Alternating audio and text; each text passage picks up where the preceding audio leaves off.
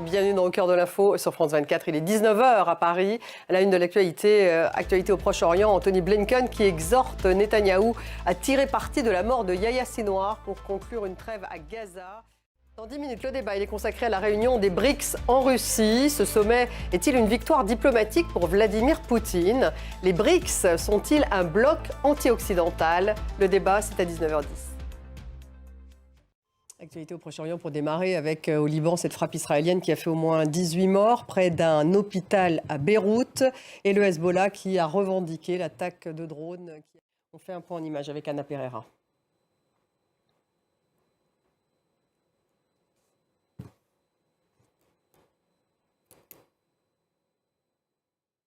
Benjamin Netanyahou a rencontré Anthony Blinken, le secrétaire d'État américain en Israël, qui exhorte le Premier ministre israélien à, je cite, tirer parti de la mort de Sinwar.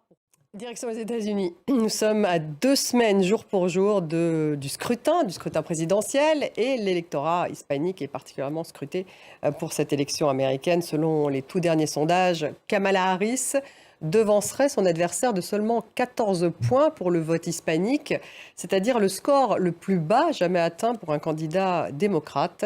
Une dynamique qu'on observe en particulier dans l'État du Nevada. Léo Péchard. Et aux Pays-Bas, la bicyclette fait partie du quotidien des habitants. C'est un art de vivre devenu un vrai casse-tête à Amsterdam. Les fourrières sont pleines, les accidents se multiplient, les embouteillages de cyclistes sont quotidiens. La ville a été obligée de durcir les règles. Thibaut Maillet et Clément Dalmar.